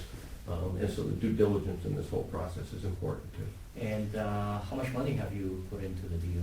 We have about $2 million that's been placed in these businesses already. And you as the founder and CEO, how much of that have you put in? I put in about 25% of that. And the rest through friends or? Through friends, through the acquisitions, they also have skin in this game as well. They are a believer on the dream of the platform. Yes. Mhm. And they've lived what they've built so that they know this works. Okay. And you have the structure of their acquisition in the deal in the LOI? Has Yes, it we've been determined, determined? we've included those letters of intent in the package that we presented for you. And have you gotten to the stage of doing some preliminary due diligence? Or We what have. about that? We have. Do you have like a third party that has, from the accounting point of view or legal point of view, looked at We this? do. We have one of the large accounting firms that obviously you would know that's been through these books, is comfortable with that, and we have those representations for you as well. So how much total is the business, and what size do you think that it will be, before you put it for the IPO? We think we can build to 50 to 75 million in revenue over this 3 to 5 year period. 50 to 75, so why so little? As far as 50 to 75, well, it's dependent upon the number of acquisitions we do. It's dependent upon those that we already know are in the pipeline. And I guess the other side of that is, I don't want to mislead you with big numbers that, at least at this point, we're not comfortable can be done. That's the answer. But could it be more than that if capital was sufficient? Absolutely. I mean, if you look at the 50,000 coin-op laundries, those would represent 500 to 600 billion minimum. Or whatever those numbers are. And what do you have for future follow-on capital? I'm sorry? What do you have looking into for after the $5 million for follow-on It capital? would just be very similar to that, scalable from those numbers. An awful lot of this can be done through debt eventually, once we build this base and we have cash flow. And you already have some potential sources? We do. Talking to? You know, a lot of this is done by the equipment manufacturers. That's primarily what's in this business, and Some we've strategic. got, we've got positions in place as far as the financing with those manufacturers already. What percentage of that will represent out of the total needed capital? We can probably finance 60 to 75% of the investments through the debt side. Mhm. So therefore, the dilution, we could keep it more among ourselves, right? Correct.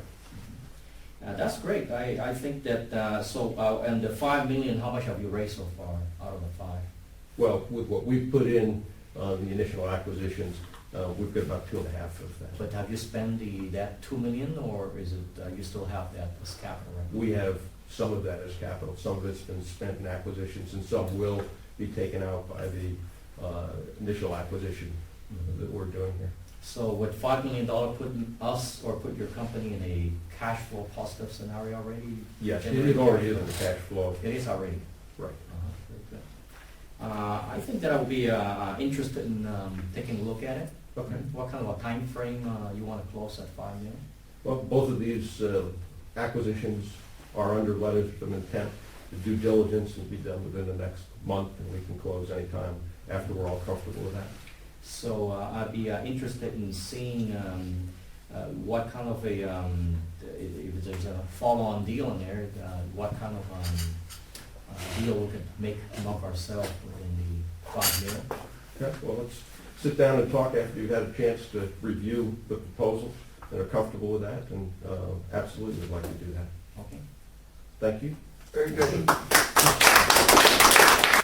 And the point that he brought it more clearly than I did when Benjamin asked me how do you add value to the deal when you're pitching into not diluted, is that if you've already got acquisitions in the game that have value, obviously then you're not coming from a zero base, you know, and in that particular case we had the 2 acquisitions that were going to be our initial acquisitions, so they had value.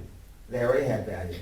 And so we're not dealing from a zero base. So that value plus whatever sweat equity that we could have gotten will be the basis from which we value from a pre-funding valuation to a post-funding valuation. And because we have actual acquisitions in the deal that would close upon funding, then it's not just all projections. And okay, let's say, and as I recall, these acquisitions were acquisitions that were on the low end $500,000 or $600,000 or $700,000, and on the high end $3 or $4 million, depending on the cash flow verification. And and as Bruce pointed out, it's better to under promise and over deliver, because as I recall, those numbers, even though we may have used 50 to 75 million, I mean we were looking at 3, 4, 500 million, Yeah. 3, 4, 500 million, so these guys, and all of them were making about 40% margins, 40-50% margins, or at least that's what they were showing. We expected the margins to be 60-70%. when we added the money that was stealing back in. So it's easy to ramp up a valuation. You know, these are the two companies that we bought, and this is what we expect them to do in the next 36 months. And if we acquire 8 more companies with like cash flow, I mean, it's easy to get a valuation of 10 times that in our post money raising, because there's two simple valuations: it's a pre and post. So in any deal that you do, you want the best way is to have acquisitions that are part of the deal initially. The problem is to get much more than 2, because they always fall out of bed. Something goes wrong. This guy, his wife dies. He decides he needs more money. One guy all of a sudden has 3 more shareholders that he tells us about, and they want a bigger chunk. And so it always, you know, not always, but it invariably goes sideways. And so you want to have 2 or 3 in your initial deal helps not only credibility-wise, but it also enhances the valuation pretty spectacularly. I know, I mean, that was pretty real, is that we didn't rehearse anything, No, obviously. no. You know, one of the things that, in talking to Derek was, you know, the more times, and Dan says this all the time, that you can practice what are problems and what your answer is. I mean, he tracked me pretty good with 50 to 75 million, why so small? Mhm. So then you gotta think on your feet, as okay, you know, I thought 50 to 75 million might be a number he was interested in, and it wasn't. So then what do? You know? But everybody is interested, and the discussions that, you know, I had with the Chans months ago was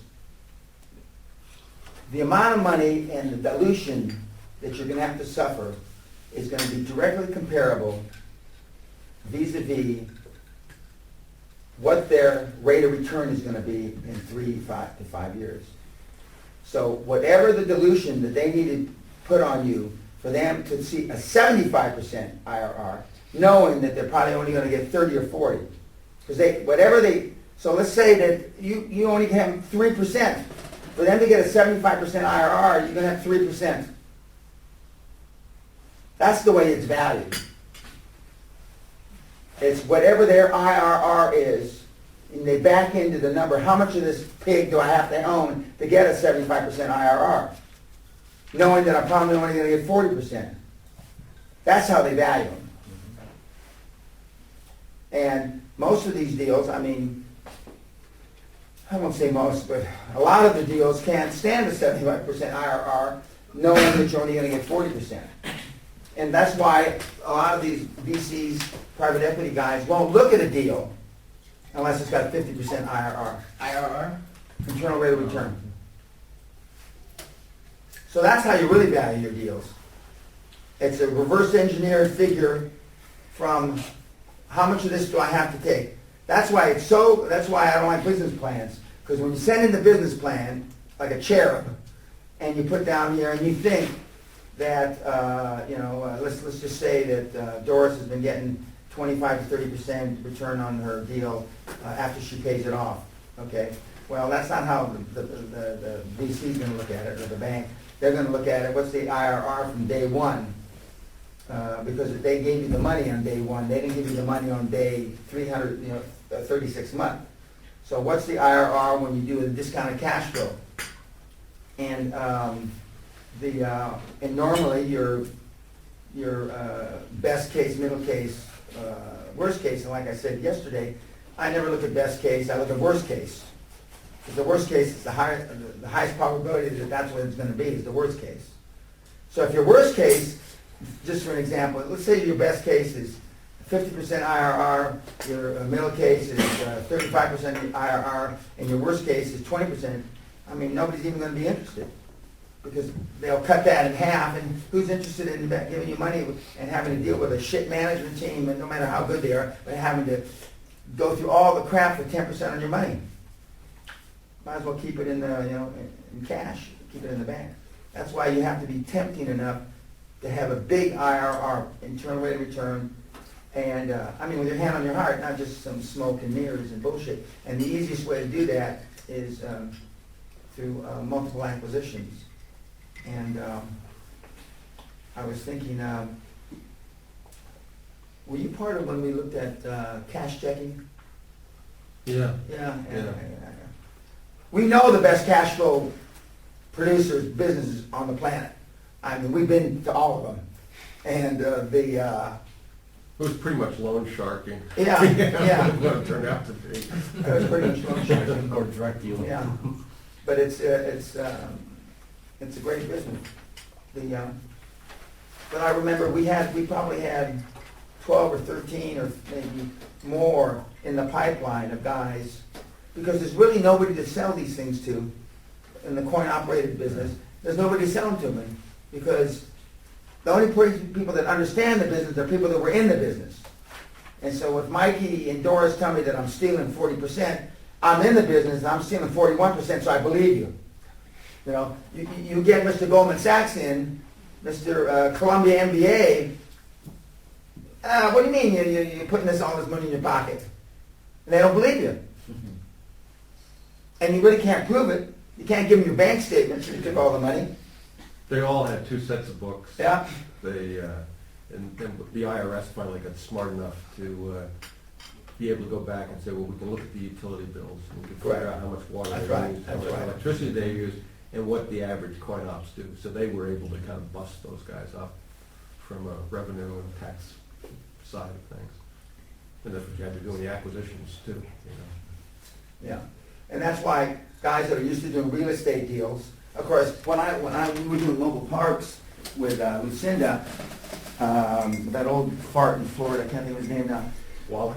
Yeah, that's him. And he owned a bunch of mobile home parks, and what he'd do is for 6 months or 12 months before he wanted to sell one, he'd have all the revenue checks from one of his other mobile home parks.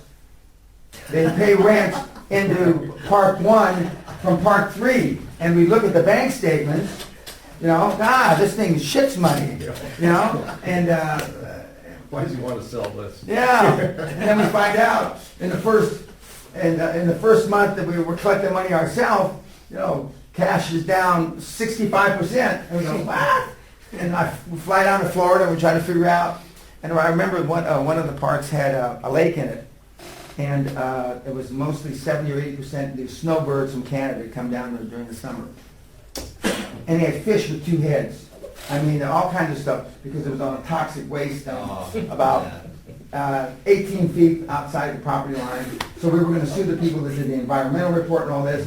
And I had a meeting with the people down there to explain to them, you know, we got fish with 2 heads. Don't be going in the water. Didn't stop anybody. They still went in the water. They said, you know, you're not down there during the summer, Dan. I mean, we got to go in the water. And then we hired an ex-sergeant major from the Marine Corps as the manager. And I hear from Lucinda, he gets run over. Remember when he got run over? And some of the kids ran over him.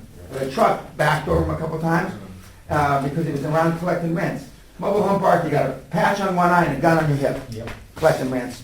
And so he got out of the hospital 3.5 months later. So then he ran over a couple of them and he got thrown in jail. You know, the kids that ran over him, he didn't get nothing. You know, they said it was an accident. And we backed over him, we got excited, and then we backed over him again. And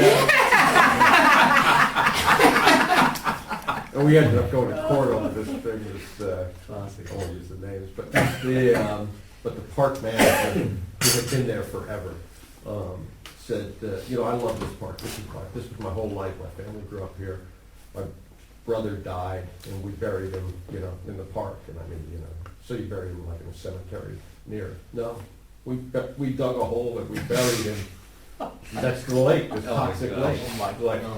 Oh my God. yeah, I mean, so we've seen some weird deals. And the mobile home park is the industry average cash flow 65%. That's the industry average. And well-run mobile home parks, you know, cash flow 80 to 90%.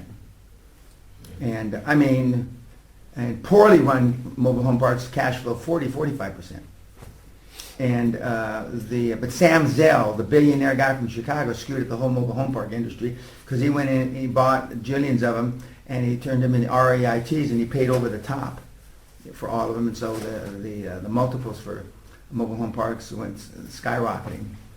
But yeah, so we pretty much, that's why when people email me or ask me questions when I'm speaking about the various businesses, are you familiar with this business? Because, you know, we talked about finding mature businesses, fragmented, and, you know, I like to see businesses that at least have 40% margins because, you know, we're not that good at managers and at least we'll still make a lot of money. So we've looked at most of those businesses in the last 15, 18 years. In fact, I'm not sure any that we haven't looked at. And they have mobile home parks in Europe, and they're more popular there, so we knew the numbers there. But it's getting, as Bruce said, an experienced team, and part of our experienced team, in addition to the board guys, were the two operators that knew the business, had been there 20, 25 years, that were part of the package because we were buying their businesses. And then they could look at these numbers and say, I know that thief. I mean, I know that guy. I mean, you know, he tried to sell me his business, you know, 3 years ago. Forget about it. This is a good guy, you know. How did you get to him? We won his business. And because they know. And that's why, you know, as I told you guys, you know, you have 4 or 5 companies. And a letter of intent in China is not the same as a letter of intent in New Jersey. Letter of intent in China is this. It means nothing. And Goldman Sachs knows that. Now, Henry Putz & Company from Bohoken maybe doesn't know that. But, you know, so Goldman Sachs isn't going to give you any value. And in the London Stock Exchange, now that they've been raped by the one Chinese company, understand, you know. So, but ongoing businesses, and it's even better, and I know it's hard, but if you can integrate or show the integration plan that you're going to have of all these companies. And when people say, no, we're going to let everybody run their businesses, you know, we've had this discussion, Basilio, people don't believe that because, you know, you're going to buy their business and you're going to let them run it and you're going to have real no controls and you're going to give them an exit. There's a pay price to action. They're going to get an exit through public stock because they're giving up something. You know, you can't just let them run the business willy-nilly themselves. I mean, you just... and any sophisticated investor. And now people are drilling down and they're asking harder questions and harder questions. And are you on the ground? Are you going to live there? Are you going to live in Kansas? Are you going to live in Singapore? Are you going to live in Shanghai? Or are you going to wherever you're going to live, wherever the deal is? Or now, you know, we were looking at some stuff in Brazil. Are you going to live in Brazil? I can't tell anybody with my hand on my heart I'm going to Brazil. I just can't do that, you know. I can manage from afar, but I mean, and now there's some great opportunities in Iceland, because Iceland's starting to come out of the, you know, the dismal pits that they were in. And I think I don't think I told this group. I got hired by the Icelandic government about 7 or 8 years ago to come in and look at some businesses. I looked at 5 businesses. The largest independently owned airline. It was owned by an ex-pilot and a flight attendant. He had started with nothing. He rented a little plane, and now he had 747s. He had a great business. I looked at the largest independent TV station, and it was run by an ex-McKinsey guy, smart guy. I looked at the largest retailer in Iceland, who ultimately, the Bauer Group, who bought all kinds of companies in the UK, etc., and they ultimately went under for 4 or 5 billion. And when I was talking to him and his son, the son was doing coke in the bathroom and coming back with powder on his lip. And then there was the biggest healthcare spa lady, who was ex-Miss Iceland or something. And I looked at all these companies, and I met with the president of Iceland, who's still the president of Iceland. I guess you must have 14-year terms or something. But I saw him on the TV a few days ago. How can that guy still be there? Same guy. Anyway. And he said, well, what did you think of our businesses? And I said, they're all hugely over-leveraged. Hugely over-leveraged. I mean, mammothly over-leveraged. And I mean, because their economy was growing at, not dissimilar to China, their economy was growing at 8, 9, 10, 11, 12% a year. Everybody was just making money hand over fist. And I mean, it was like everybody, all the girls looked beautiful, all the guys looked like a GQ magazine. They're all running around, and we got close to, we signed proposals for 2 of the 5 companies, and we never got to do the actual work because we told them they were smart in that. What are the initial changes you'd make? You know, they paid us our initial retainer. What are the initial changes you'd make? And so Sally and I scratched our head and said, well, if we tell them what we're going to do, the deal's off. We're never going to get a next tranche of money. And so, but we told them what we were going to do, and and we never got another tranche of money, just like we said, because we're going to get rid of your coke doing kid. We're going to do this. We're going to do that. We're going to do this. We're going to sell off assets, pay down debt. We're going to go back to the central bank, and we're going to renegotiate our debt structure. We're going to do all kinds of stuff. And of course, they said that's bullshit. We're not doing any of that. And then now 3 of the 5 are out of business, and the TV station's been taken over by the government, so arguably it's out of business. But when you go in there and you see, and of course now it's happened, but now they're on the upswing again, and so there's a lot of deals to be done in Reykjavik. A lot of deals. I mean, cash is really, really king, and you don't have everybody speaks perfect English. And you don't have the language barrier, and Iceland, Iceland, Finland, and something else were considered the most honest countries on the planet, and there's little or no corruption, and so that's a place that I would recommend other people and it's not very far from here. It's only a 3.5 hour flight from London to Reykjavik. And so as the world comes out of this, there are going to be opportunities. If China ever goes into a dip, there'll be opportunities again. But there's opportunities now. But I mean, if it goes into a dip, I mean, there'll be opportunities.